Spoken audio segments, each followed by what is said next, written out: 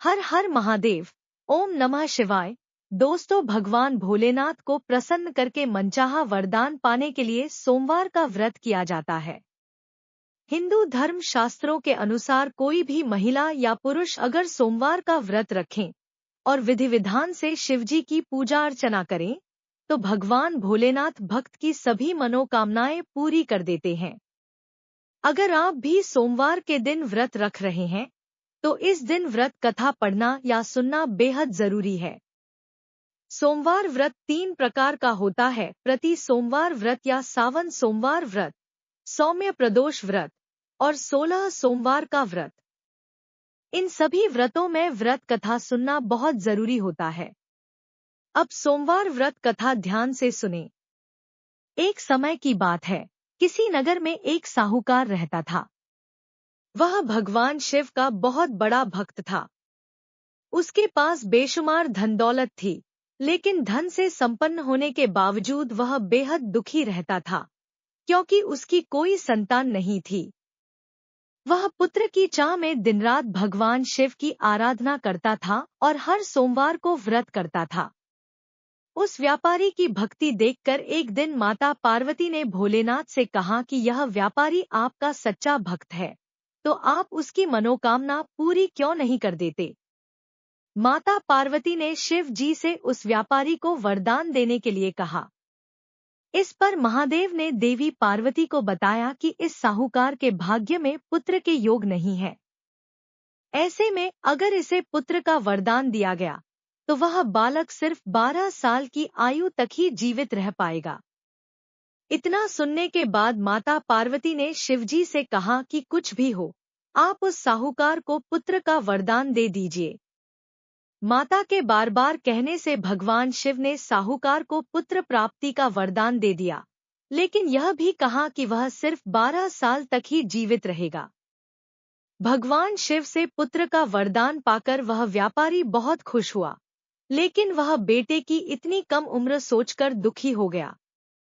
बेटे के जन्म के बाद भी वह व्यापारी रोजाना भोलेनाथ की पूजा अर्चना करता रहा और सोमवार का व्रत भी करता रहा। जब वह बालक 11 वर्ष का हुआ तो साहूकार ने पुत्र के मामा को बुलाकर उसे बहुत सारा धन दिया और कहा कि तुम इस बालक को काशी विद्या प्राप्ति के लिए ले जाओ और मार्ग में यज्ञ कराना। जहाँ भी यज्ञ कराओ वहाँ ब्राह्मणों को भोजन कराते और दक्षिणा देते हुए जाना। दोनों मामा भांजे इसी तरह यज्ञ कराते और ब्राह्मणों को दान दक्षिणा देते काशी की ओर चल पड़े। रात में एक नगर पड़ा जहाँ नगर के राजा की कन्या का विवाह था, लेकिन जिस राजकुमार से उसका विवाह होने वाला था वह एक आंख से काना था। राजकुमार के पिता ने अपने पुत्र के काना होने की बात को छुपाने के लिए एक चाल सोची कि क्यों न इस साहूकार के लड़के को दूल्हा बनाकर राजकुमारी से विवाह करा दूं। विवाह के बाद इसको धन देकर विदा कर दूंगा और राजकुमारी को अपने नगर ले जाऊंगा। लड़के को दूल्हे के वस्त्र पहनाकर राजकुमारी से विवाह कर दिया गया, लेकिन साहूकार का पुत्र ईमानदार था। उसे यह बात न्याय संगत नहीं लगी। उसने अवसर पाकर राजकुमारी की चुन्नी के पल्ले पर लिखा कि तुम्हारा विवाह तो मेरे साथ हुआ है, लेकिन जिस राजकुमार के संग तुम्हें भेजा जाएगा वह एक आंख से काना है। मैं तो काशी पढ़ने जा रहा हूँ। जब राजकुमारी ने चुन्नी पर लिखी बातें पढ़ी तो उसने अपने माता पिता को यह बात बताई और राजकुमार के साथ जाने से मना कर दिया। इसके बाद राजा ने अपनी पुत्री को बारात के साथ विदा नहीं किया। बारात वापस लौट गई और उधर मामा और भांजे दोनों काशी पहुंच गए। वहां जाकर उन्होंने यज्ञ किया। जिस दिन लड़के की आयु 12 साल की हुई उसी दिन यज्ञ रखा गया।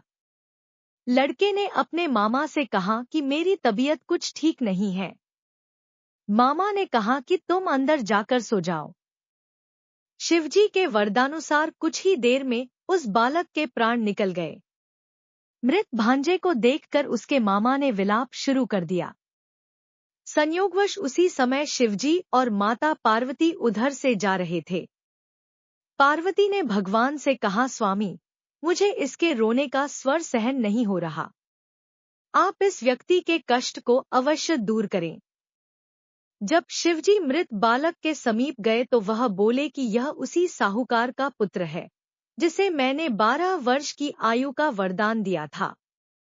अब इसकी आयु पूरी हो चुकी है।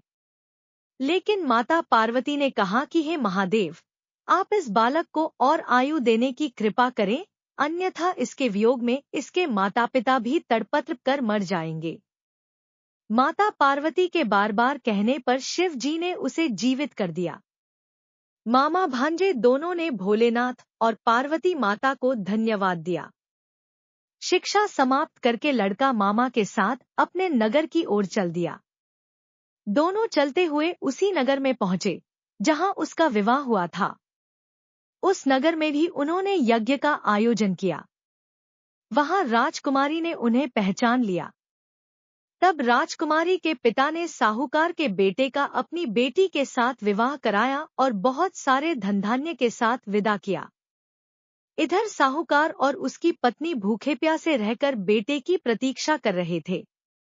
उन्होंने प्रण कर रखा था कि यदि उन्हें अपने बेटे की मृत्यु का समाचार मिला तो वह भी अपने प्राण त्याग देंगे। परंतु अपने बेटे के जीवित होने और विवाह का समाचार पाकर वह दोनों बहुत खुश हुए।